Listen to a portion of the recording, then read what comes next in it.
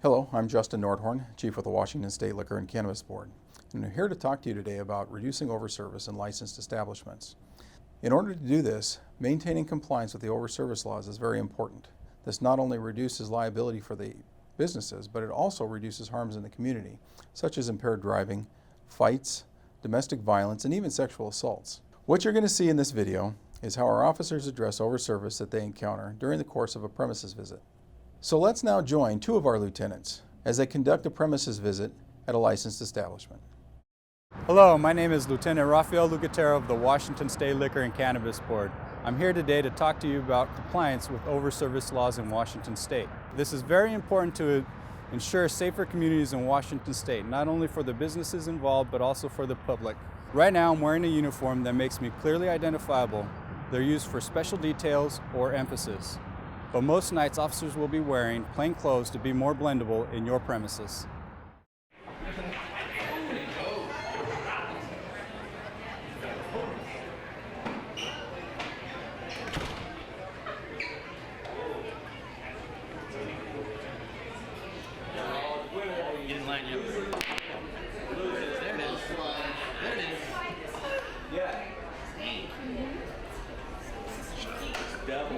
Hey, we're gonna get 2 shots each.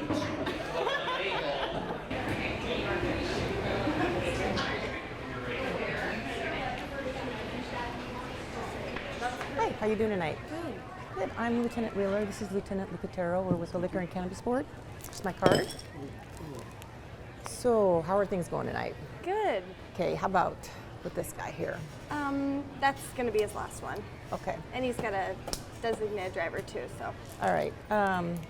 So did you cut him? Is that what you did? You cut him off? Yeah, it's the last one. All right. When you cut someone off, they don't get to have a last one. Oh, okay. So that shouldn't even be there right now. Okay. That's, how you doing, sir? I'm good. Okay. Thank you. So he's How are you? definitely intoxicated, and we have a little situation here with that. Okay, so he shouldn't even be this intoxicated. That's the liability for you. There's criminal violations for this situation with you, and also for the licensee would be also have a violation for this. Is he driving tonight? He has a designated driver, so I Okay. figured. So either way, whether they're walking, riding a bike, or have a designated driver, still not okay for them to be intoxicated, not to this level. Okay. Hey, how you doing, sir, tonight? I am good. Good. Hey, How are you? Good. I'm Lieutenant Rafael Lucatero with the Liquor and Cannabis Board. Okay. Hey, the reason I'm talking to you is that you look like you're a little intoxicated. Are you okay tonight? I'm just having a good time. You just having a good time? Yes. Okay. Hey, why don't you do me a favor and have a seat? I don't want you to fall over there. It looks like you're having a little hard time sitting down there. There you go. Good job. And what's your name, sir? Chuck? Chuck, do you have any idea on you, Chuck?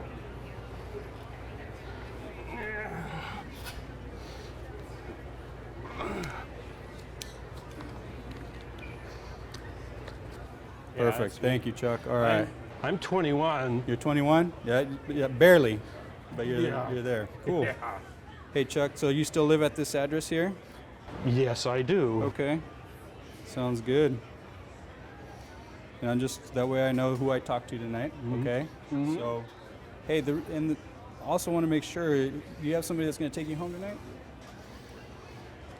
Yeah, I'm gonna You're take gonna him home. You t- Okay, so that we got to make sure that he doesn't get behind the wheel and is okay. Okay, yeah, Hey. let's go. Hey, Chuck, one more question. Have you taken any medication or anything, or is there a reason why you appear this way besides just drinking alcohol? No, I'm just having a good You're just time. having a good time. What did you have to drink right there? 2 beers? 2 beers? And what about the Yeah. drink right there that you were smoking? I don't know. It's spilled. It spilled? Yeah, now it's there. Okay, we'll ask Cassie to see what it was in a Okay. second. Okay, sir, have a good night, okay? Okay, All right, thank you. Be safe. Ready to go? Yeah, I think so. All right, come on, let's go. Okay, so do you have your mask permit on you? Yeah. I need to see that, please. Okay, took that down.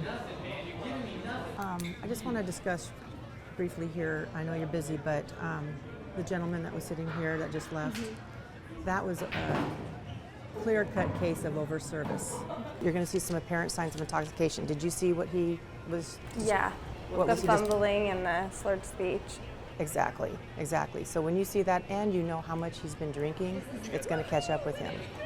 When there's overservice like that, when he's in possession and he's that intoxicated, he can be fined monetarily, you can be cited criminally, and the licensee can also have an administrative violation against them. Okay. It's not a good thing. And especially when there's liability if he leaves here and something happens. Yeah. We don't want that to happen. We want you guys to succeed. We don't want this issue, so I really want to impose on you that this is a situation that's very serious. Okay? I'm just going to write your information down here and give it right back to you. Okay? Great. Thank you so much. Do you have any questions for me? No, I'll just be more aware. That'd be great. Thank you so much. Appreciate your time. Hey, check out this group over here. That girl right there in the black shirt. She's got a lot of shots and she looks very intoxicated and still drinking something. Let's go check them out. That's what I'm saying. Okay. Keep them coming. Looks like we got company. Hey guys, how you guys doing tonight? I'm doing great. Good. Hey, I'm Lieutenant Rafael Lucatero with the Liquor and Cannabis Board.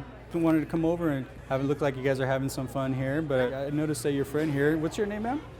Why? You want to know my name? I just want to see, you guys notice all the drinks here in front of you and you appear to be a little bit intoxicated. I want to make sure you're okay. I'm fine. You doing good? I'm fine. Okay, are these all yours here, all these shots here? For the most part. Okay. Not all of them, but I've been here for an hour at least. Hey, listen, how are you getting home tonight? You got a safe ride? One of these guys taking you? Well, if you're worried, I guess I could have my friend drive me. He's going to drive you home? Okay, I want to make sure that somebody takes you home because you do appear a little bit intoxicated, okay? Yeah, we'll do that. You do that? So you guys take drive care of normally. me? Yeah. Hey, and if you're going to hang out, no more drinks for you tonight, okay?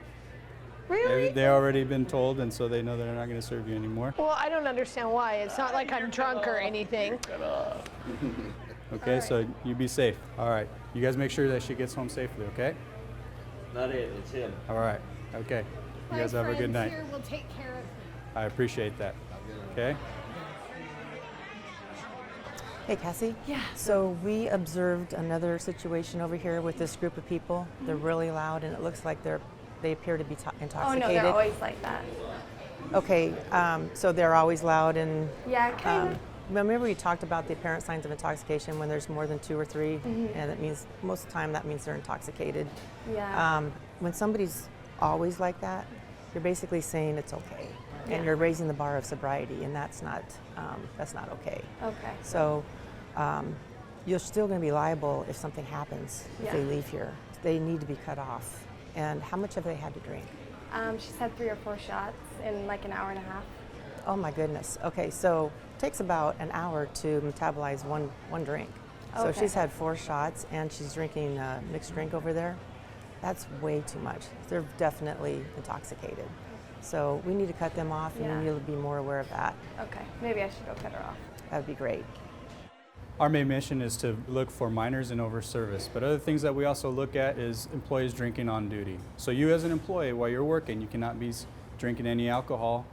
The reason for that is because we want to make sure that you're sober, you're ready, and you're engaged with your patrons. You're working. We don't want you to be drinking, and then that gives that opportunity to be a little lax. One of the main things that we want to make sure you're also looking for is your other employees. If your employees decide to stay and have a drink after their shift, they just can't be showing any signs of intoxication. An employee that's showing signs of intoxication on the licensed premises is a violation.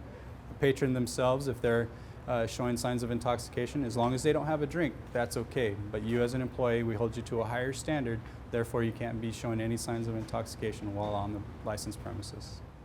I'd like to thank you for watching the overservice reduction video with us today. Please keep in mind there are several prongs to overservice. One is, do you have an apparently intoxicated patron?